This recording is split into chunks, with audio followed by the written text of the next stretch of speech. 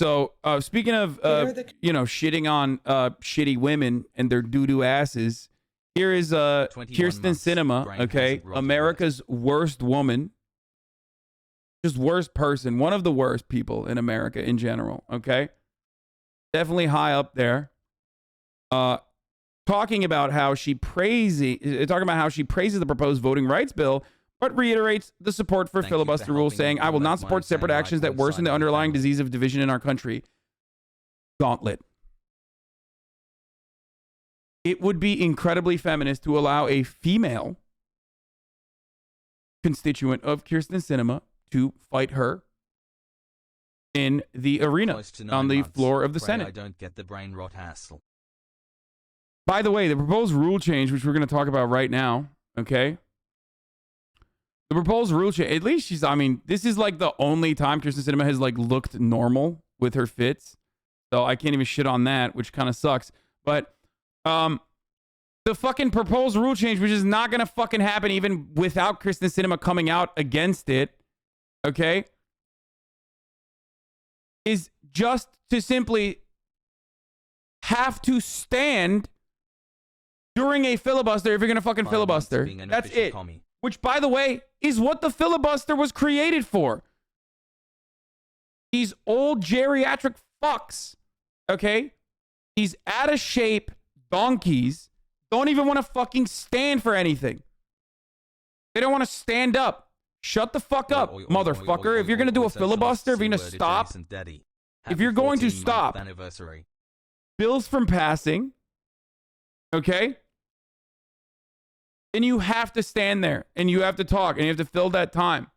That shit pisses me off, dude.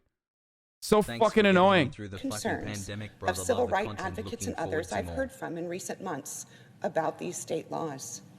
I strongly support those efforts to contest these laws in court and to invest significant resources into these states to better organize and stop efforts to restrict access at the ballot box. And I strongly support and will continue to vote for legislative responses to address these state laws, including the Freedom to Vote Act and the John Lewis Voting Rights Advancement Act that the Senate is currently considering. I support these bills because they strengthen Americans' access to the ballot box, and they better ensure that Americans' votes are counted fairly. It is through elections that Americans... Yeah, blah, blah, blah, blah. Shut the fuck up. Get to the filibuster part, dumbass. The entire point of this fucking... The entire point is that, like, nothing will ever get passed unless you make it a little bit more complicated to continue doing filibusters. Because as it stands currently, you need a filibuster-proof majority in the Senate to be able to pass anything.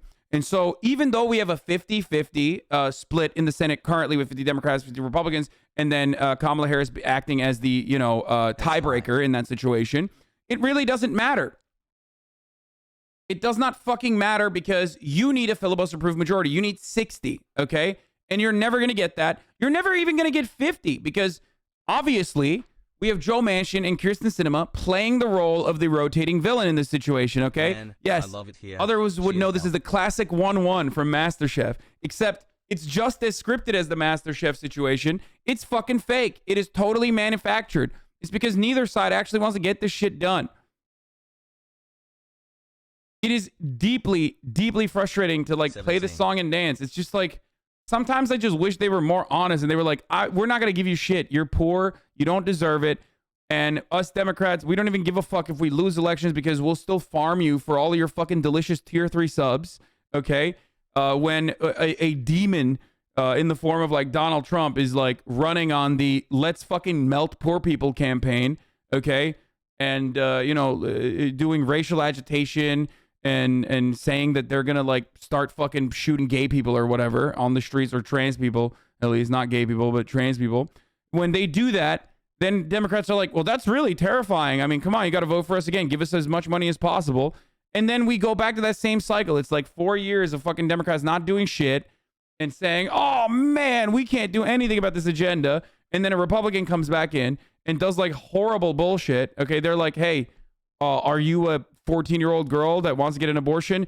Boom, headshot. Okay, we're implementing the fucking 360 no scope bill for 14-year-old girls that want to get a fucking abortion. Okay, sorry. You know, they pass shit like that. And then Democrats go, oh, we can't do anything about this. And then they fucking turn around and do this shit. It sucks, okay?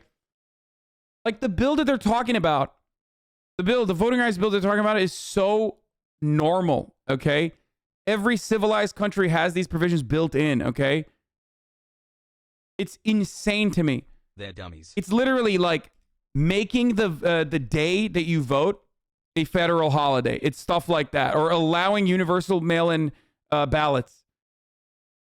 And that is mind-boggling to me. Like, they one side is unironically making the advocacy that, like, you know, no, some people shouldn't vote. At least with Trump, okay? the media and Democrats even put voter ID in it. They did. Democrats literally put voter ID in it too. They were like, oh yeah, you guys want voter ID? We'll put it in there. So sorry about that. And Republicans are like, fuck no. Get the fuck out of here. You are a good dude, PJ Sugar. So guess what? That's where we're at.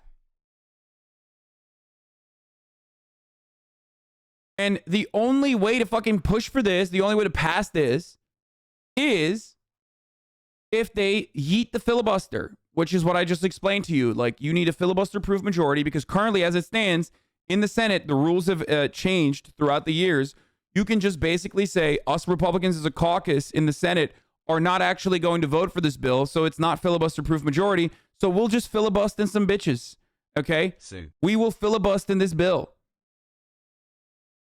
And when that happens, then it automatically does not pass. They just don't do anything about it because even if you have a majority, it doesn't matter because it's not a filibuster-proof majority, right? So the most understandable thing to do here is to either yeet the filibuster in its entirety because it's already fucked up and so stupid, okay? Or if you can't yeet it, make it harder. And they're not even trying to fucking torpedo the filibuster. They're just saying, if you want to filibuster a bill, then you have to stand there because that's what a filibuster is. When you stand there and you hold the proceedings up by talking for hours and hours and hours. Okay, that's what you're supposed to do. It's a defensive measure for the minority, the minority party that's not in power to defensively stop a bill from passing. Thanks for being cool less than 3. To make it hard. But because of the way that our geriatric vulturous fucks in Congress operate, we've decided that these old fucks don't even need to stand. It's just all you need to do is say, nah, we're just going to filibust in this, okay? We're just going to filibust super hard. Literally 1984. I hate it.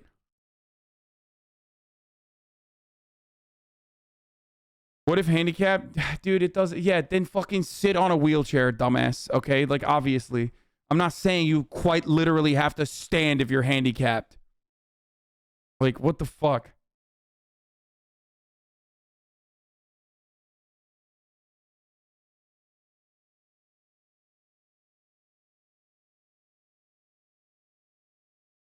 Of the disease, but they do not fully address the disease itself. And while I continue to support these bills, I will not support separate actions that worsen the underlying disease of division. Dude, I hear this stuff. It just like puts me in a blind rage. Like, it makes me so angry, dude.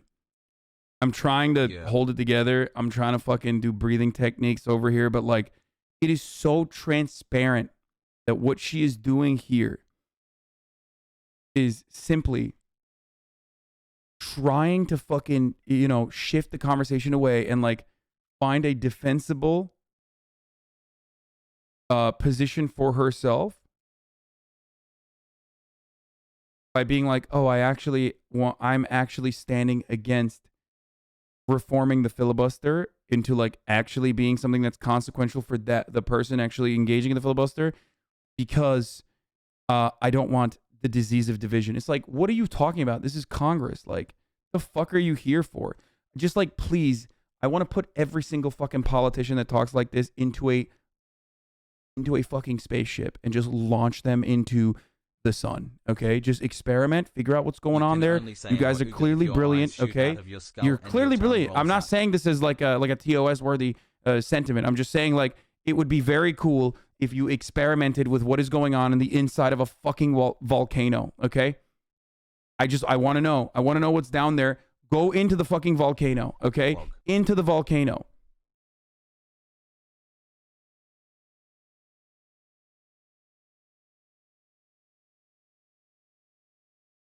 Fuck you. You are just a woman hater who can't handle a true girl boss like K-Sims. Gigahaz. I agree with you 100%, but what would you suggest the alternative for Democrats when they're no longer the majority actually asking? It doesn't matter. Look at this conversation that we're having. Democrats have a majority and nothing has happened. Who cares? Here's how it's going to change. When Republicans inevitably fucking sweep, okay, and they want to do some shit that requires the filibuster rules to be changed in its entirety, then Republicans are going to fucking push to, you know, destroy the filibuster rule, and they're actually going to succeed. And then the reason why they're going to do that is going to be even worse overall. They're going to fucking add a provision in there where, like, Democrats can never actually engage in filibusters, and only Republicans can actually engage in filibusters, and that, like, the filibusters don't work on Republicans, and the Democrats are going to be like, oh, we just don't have, you know,